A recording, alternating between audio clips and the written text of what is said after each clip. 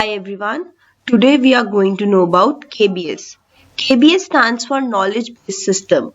So knowledge based system is a form of artificial intelligence that aims to capture the knowledge of human experts to support decision making. Basically इसमें क्या होता है, जैसे humans भी अपने previous experience के basis पे अपने फ्यूचर डिसीजंस बनाते हैं, उसी तरह केबीएस एक नॉलेज बेस्ड सिस्टम है जिसमें आर्टिफिशियल इंटेलिजेंस का यूज होता है एंड उसके डाटा बेसिस में हमारा प्रीवियस डाटा जो कलेक्टेड होता है उसकी हेल्प से हम फ्यूचर प्रेडिक्शंस करते हैं या फ्यूचर में हम आउटपुट लेते हैं through decision making. Basically KBS में दो टेक्निक्स होती है सर्चिंग की, uninformed search and informed search. Uninformed search में क्या होता है, एवरी स्टेट पे उसकी गोल स्टेट चेक होती है, गोल स्टेट अचीव हुई है या नहीं हुई. तो इसमें क्या होता है, सर्च विदाउट इंफॉर्मेशन होता है कि we are just moving, we don't know what is the goal state या हमें क्या चीज अचीव करनी है. इसमें हमें कोई नॉलेज नहीं होती, it is more costly, time consuming होता है एंड इसकी कॉम्प्लेक्सिटी बहुत ज्यादा होती है. तो टाइप्स ऑफ अनइन्फॉर्म्ड सर्च होता है BFS and DFS. BFS stands for breadth first search, DFS stands for depth first search. So now we have informed search. Informed search क्या होता है, एक heuristic searching technique होती है. इसमें क्या होता है, सर्च विद इंफॉर्मेशन. हमें पता है कि हमारी गोल स्टेट ये है एंड उस तक के जाने के हमारे पास बहुत सारे वेज होते हैं. We tends to choose the one which is more optimized. इसमें we use knowledge to find steps to get to the solution. इसमें क्विक सॉल्यूशन होता है, लेस कॉम्प्लेक्सिटी होती है. इसके एग्जांपल्स है A star and heuristic, DFS and BFS. Okay, so representation of KBS can be done by using four things. It is lexical, जो उसके symbols को डिटरमाइन करता है. स्ट्रक्चरल, जिसकी सिंबल्स कैसे अरेंज्ड है. Semantics means descriptions are attached to the symbols. And procedural means functions, like वो functions कैसे अरेंज्ड है. Okay, so this is the diagram, like inputs in form of NL, user, interface for NL, and parsing process and application program. So it is like neural learning. So inputs in form of neural learning. So this can be a diagram for KBS. So basically KBS is a form of AI that aims to capture knowledge of human experts to support decision making. Okay. So heuristic search can be defined in two ways, direct techniques and weak techniques. Direct में आता है BFS, DFS and weak में आता है informed search, heuristic, control strategy. तो आप ये diagram भी बना सकते हैं. Like KB knowledge based systems 3 type के होते हैं, expert systems, KB artificial intelligence, KB engineering.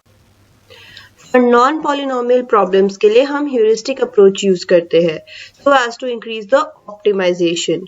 So knowledge base is a system that draws upon knowledge of human experts captured in knowledge base to solve problems that normally require human expertise. It is more general than expert system. तो इसमें basically क्या होता है, हमारा एक end user interface होता है, एक इन्फेरेंस इंजन होता है एंड एक नॉलेज बेस होता है. तो एंड यूजर जब कोई क्वेरी डालता है इन्फेरेंस इंजन में, it is the brain of the KBS. Then ये नॉलेज बेस के पास जाता है कि यूजर की ये क्वेरी है, मुझे आउटपुट दो. देन ये अपने प्रीवियस डाटाबेस से चेक करता है and then he gets the answer and then that answer is transferred to end user interface. So knowledge base contains system organized collection of facts about a system domain, and inference engine is the brain of the KBS, जो tries to drive answers from knowledge base. Okay, the user interface enables the user to communicate with KBS. So uninformed type of searching में दो type के searching techniques थी जो बहुत important है as per the exam point of view. So first is DFS. DFS stands for depth first search. DFS में क्या क्या होता है, uninformed search technique है ये. इसमें LIFO होता है, लास्ट इन फर्स्ट आउट. इसमें डीपेस्ट नोड सर्च होती है, इनकम्प्लीट आंसर देता है ये हमें बिकॉज ऑफ इनफाइनाइट साइकिल और नो सॉल्यूशन. ये नॉन ऑप्टिमल सॉल्यूशन प्रोवाइड करता है एंड इसकी टाइम कॉम्प्लेक्सिटी फाइंड करने के लिए OV+E यूज कर सकते हैं या OB⁻D, जिसमें B ब्रांचिंग फैक्टर है एंड D इज डेप्थ. तो इसमें क्या होता है, हम ACE तक जाते हैं पहले सर्च करने के लिए, then it goes to C again, मतलब इसमें बैक ट्रैकिंग होती है सर्चिंग करते टाइम। तो ये था हमारा DFS। तो DFS के बाद now it is BFS। BFS stands for breadth first search. BFS stands for breadth first search. It is uninformed search technique. इसमें FIFO यूज होता है, which is a queue. इसमें nearest shallowest node level technique use होती है। ये हमें complete solution देता है, ऑप्टिमल सॉल्यूशन देता है, एंड इसकी भी टाइम कॉम्प्लेक्सिटी OV+E है या OB⁴D होती है। तो BFS में हमारा सर्च करने का क्या पैटर्न होता है, लाइक FIFO होता है फर्स्ट इन फर्स्ट आउट। तो इसमें ABCD, then it goes to IHGHE and then like this. Like in case हमें अगर सर्च करना है तो सबसे पहले हम A को इनपुट करवाएंगे क्यू में। A आया, A फर्स्ट आया था तो A को ही रिमूव कर दो। उसके बाद क्या आएगा हमारा B, उसके बाद होएगा BCD, देन B सबसे पहले आया था तो B को रिमूव कर दो, देन CD के बाद क्या आ गया EF। तो as same the whole process will go, and last में हमें जो भी नोड चाहिए हमें वो मिल जाएगी। बेसिकली इसमें हमने first in first out use किया है एंड क्यू प्रोसेस यूज किया है। Now in exam you might be asked to write algorithm. तो एल्गोरिथम में ये 5 स्टेप्स होते हैं। ऑलमोस्ट DFS एंड BFS के स्टेप सेम है। तो इसमें सबसे पहले क्या करना था, set status is equal to 1 ready state for each node in G। उसके बाद इसको इनक्यू करना है the starting node A and set status is to 2 waiting state ready state, फिर हमने उसको वेटिंग स्टेट में डाला। Now repeat steps 4 and 5 until Q is empty। जब तक Q empty ना हो या हमें आउटपुट ना मिले 3 और 4 स्टेप्स को हमने रिपीट करना है। तो स्टेप 4 क्या है, DQ node N process it and set status as 3, मतलब हमने प्रोसेस्ड स्टेट में उसको डाल देना है। फिफ्थ स्टेप में क्या है, NQ all neighbors of N that are in the ready state status is equal to 1 and set their status is equal to 2 waiting state and loop till the goal is achieved। So हमने step 6 is exit। तो basically हमने step 5 repeat करते रहना है, हर जो ready state में उसको waiting state में लाके चेक करना है हमारा गोल अचीव्ड है या नहीं। इससे हमें BFS के थ्रू अपना आउटपुट मिल जाएगा। Same algorithm goes for DFS also, but 4th step में हमने एज हम इसमें स्टैक यूज कर रहे हैं तो पॉप एंड पुश का कॉन्सेप्ट यूज करना है। 4th स्टेप हो जाएगा, बाकी 1 2 3 स्टेप सेम है। Pop top node N, process it and set status is equal to 3, मतलब process state। Push on top of stack all the neighbors of N that are in ready state whose status is equal to 1 and set status is equal to 2 waiting state, and then end of loop and exit। So this was the algorithm for DFS and BFS। Next is the difference between BFS and DFS। So BFS की full form है breadth first search, DFS की full form है depth first search। इसमें जो technique use होती है वो vertex based होती है, इसमें DFS में एज पास टेक्निक होती है। Definition, it is a traversal technique in which all the nodes of the same level are explored first and then move to the next level.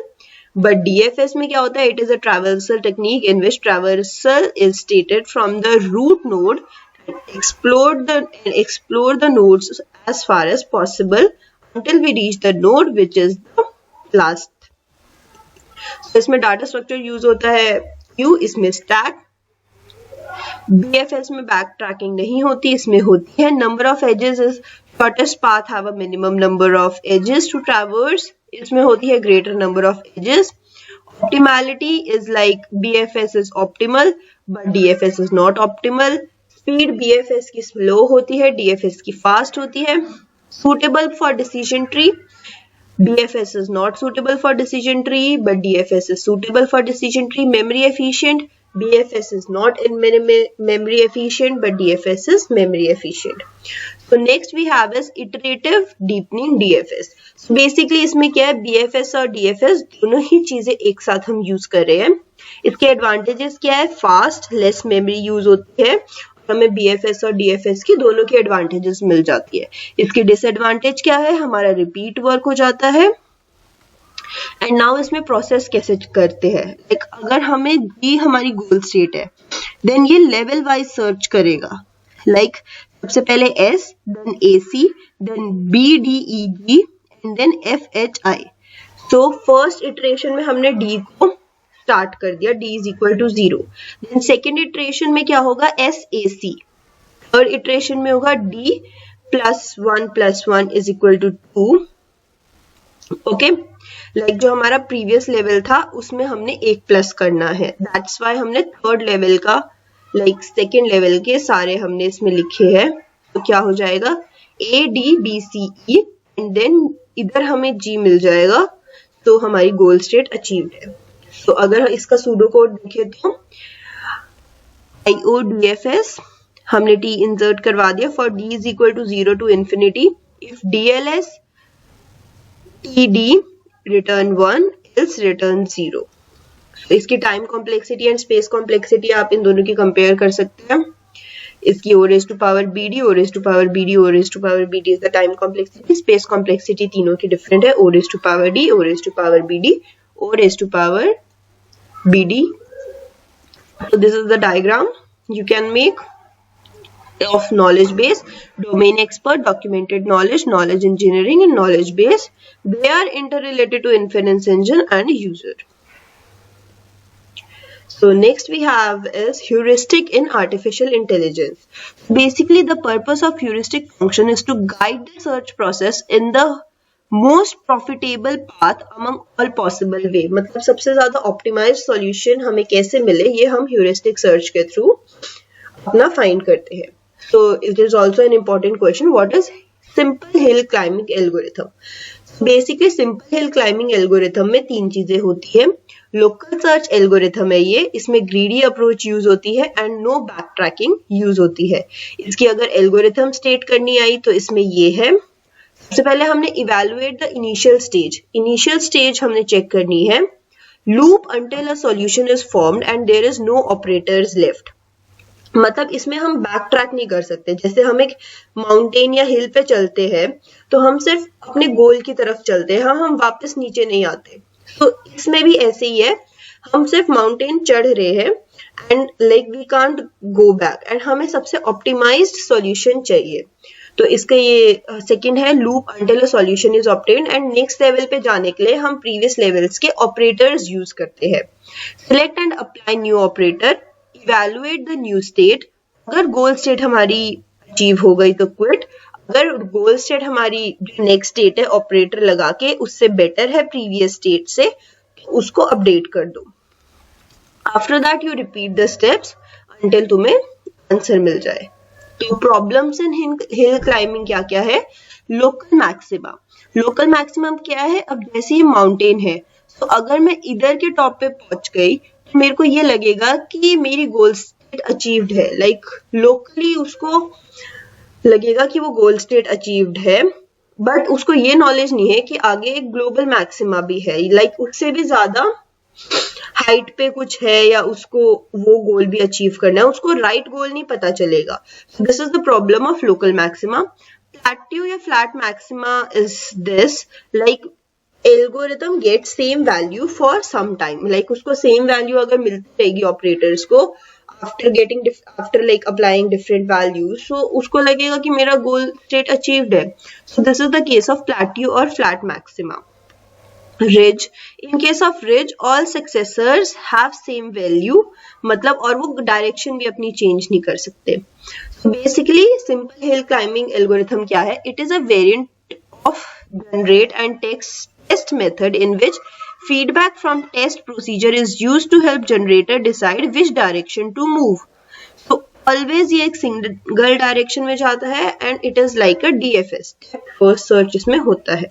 तो ये डायग्राम्स आप बना सकते हैं, जैसे हम एक माउंटेन में मूव कर रहे हैं, ये हमारा एंड है, न्यू स्टेट है, ये करंट स्टेट है। ओके, अब इसमें हम और भी चीजें होती है हिल क्लाइंबिंग में, जैसे शोल्डर, ये होता है ग्लोबल मैक्सिमा।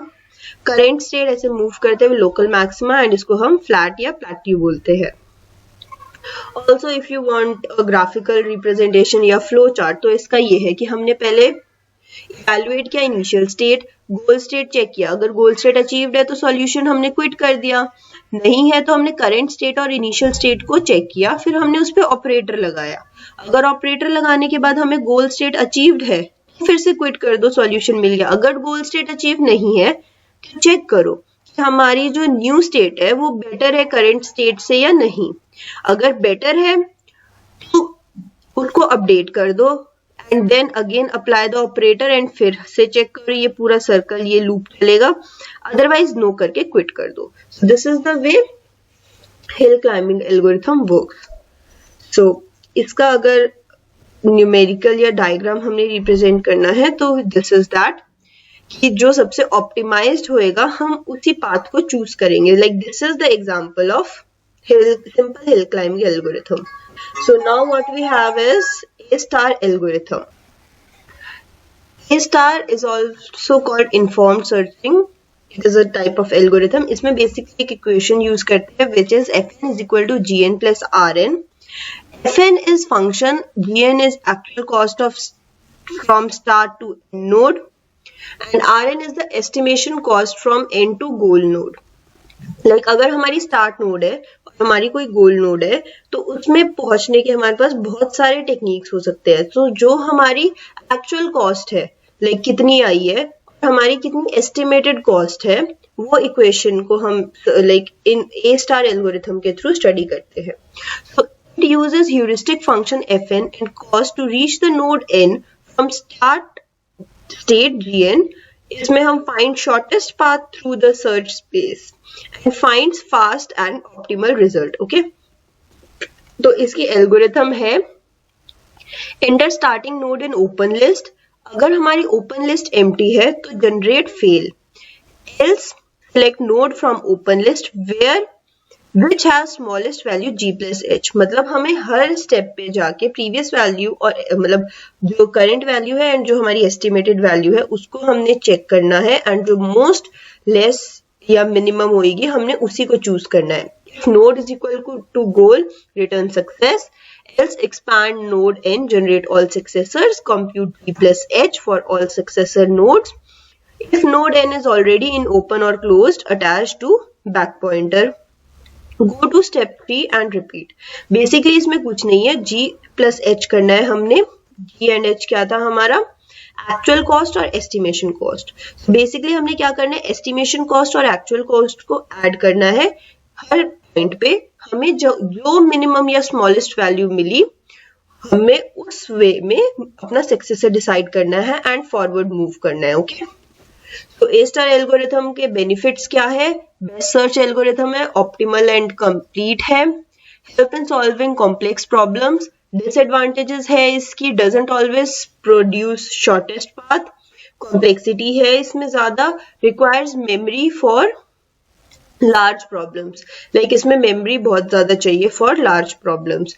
तो इसका एग्जांपल ये हो सकता है कि डी स्टेट तक जाने के लिए हमने एक्चुअल कॉस्ट कैसे निकाली, लाइक एस से ए तक जाने के लिए 1 प्लस 6 इसकी एस्टिमेटेड कॉस्ट है, एस से ऐड करके 7 आया, देन एस से बी तक अगर हम जाते हैं तो 4 + 2 6 आया, 6 हमारी मोस्ट ऑप्टिमाइज्ड है, देन हम एस बी सी चले गए, एस बी सी अगर हम जाते हैं तो 4 + 2 + 1 करेंगे 7 एस बी सी, देन हम डी पे पहुंच गए अगर इसके थ्रू, तो एस ए बी डी अगर हम करते हैं तो हमारा आ गया 8। सो एस बी सी डी अगर हम ऐसे मूव करते हैं 3 4 5 6 7 8 9 आता है हमारा। ओके, अगर हम S A B C D जाते हैं तो हमारा 8 आता है, तो इसीलिए हमने एस बी वाला पाथ नहीं चूज किया, हमने ये वाला पाथ चूज किया। Okay, next is what is rule based system. Rule based system is basically the systems like it is like a knowledge based system only, जिसमें rules and facts के through inference engine interact करता है user interface से। So basically it provide automatic problem solving tools for capturing the human expertise and decision making. Experts typically express most of their problem solving techniques in terms of forward and backward training। ये rule based system में आता है। तो properties of rule based system क्या है, They can solve a wide range of potential complex problems by selecting relevant rules and then combining results. Like complex problems को हम solve कर सकते हैं rule based system के through. ये practical human knowledge and if then rule use करता है. Sequence of rules के through हम examine करते हैं किसी भी problem को या output उससे हम लेते हैं. बेसिकली रूल बेस्ड सिस्टम में 2 टाइप की चेनिंग होती है या इन्फेरेंस इंजन में, फॉरवर्ड चेनिंग, बैकवर्ड चेनिंग. फॉरवर्ड चेनिंग क्या होता है, हमें डाटा दिया हुआ है और हमें गोल अचीव करना होता है. बैकवर्ड चेनिंग क्या होता है, हमारे पास गोल अचीव्ड है, हमें उसके डाटा तक बैक ट्रैक करना है. तो बेसिकली फॉरवर्ड चेनिंग है data driven, data is available. Backward chaining है goal driven, go to initial and then goal status given. Okay, तो मान लो ये हमारा एग्जांपल है, x is equal to 1, y is equal to 2. अब हमने रूल लगा दिया, if x is equal to 1 and y is equal to 2 then z is equal to 3. अगर हमारा z 3 है देन a 4 है. ओके, कंक्लूजन क्या है, a इज इक्वल टू 4. सो अगर फॉरवर्ड चेनिंग में देखें तो डाटा रूल्स एंड कंक्लूजन के थ्रू हम मूव करेंगे, बट अगर बैकवर्ड चेनिंग के थ्रू देखें तो हम कंक्लूजन रूल्स एंड डाटा के थ्रू हम move करेंगे. So this is the flow chart or the extra diagrams which you can know for the exam point of view. So facts, working memory, inference engine rules, and this is rule matching, conflict resolution, rule application. Next is flow chart for rule based system. This is very important. Like for अगर rule based system आता है तो आप ये flow chart बना सकते हो. ये बहुत simple है. Basically आप पहले ऊपर 3 ये boxes बना दो. Rule based होता है determine possible rules to fire, working memory. Basically क्या हुआ, हमारे पास एक problem I, conflict resolution strategy. Okay, select rule to fire, हमें रूल चूज करना है. पहले हमें बताना है कि हमारे पास ये प्रॉब्लम है, वो रूल बेस्ड सिस्टम में जाता है, फिर रूल फाउंड करता है, फायर रूल, कि रूल मिला या नहीं मिला. ये रूल हमें लेने के लिए जाना पड़ता है रूल बेस पे. रूल बेस डिटरमाइन करता है कि हमें रूल मिलेगा नहीं मिलेगा, तो यहाँ से ये कॉन्फ्लिक्ट हमें यहाँ पे आउटपुट के फॉर्म में मिल जाता है. एग्जिट अगर हमें स्पेसिफाइड रूल फाउंड नहीं हुआ. ओके, यहाँ से हमने इसको क्वेरी पूछी कि मुझे रूल चाहिए, मतलब इसका सॉल्यूशन चाहिए. तो अगर रूल फाउंड हो गया तो हमें रूल इधर चले जाएंगे, फायर रूल, वो रूल हमें रूल बेस्ड सिस्टम के थ्रू ये पूरा प्रोसेस चलेगा. अगर नहीं मिलता तो यही से एग्जिट हो जाएगा. Okay, this was the flow chart. Next is like grammatical chart phaser, training corpus, chart phaser, chart active and inactive edges. This is process of rule based system. Okay. Next we have how to make A star admissible. इसमें 2 type की चीजें होती है, under estimation and over estimation. A star algorithm में under estimation क्या होता है, under estimation means जो हमारा एस्टिमेटेड कॉस्ट है, अगर हमारा ट्रू वैल्यू उससे कम आती है तो वो अंडर एस्टिमेशन हो जाती है. ओवर एस्टिमेशन इज अगर जो हमारी एस्टिमेटेड वैल्यू है और जो हमारी एक्चुअल वैल्यू है वो उससे ज्यादा आ जाती है तो वो ओवर एस्टिमेशन हो जाती है.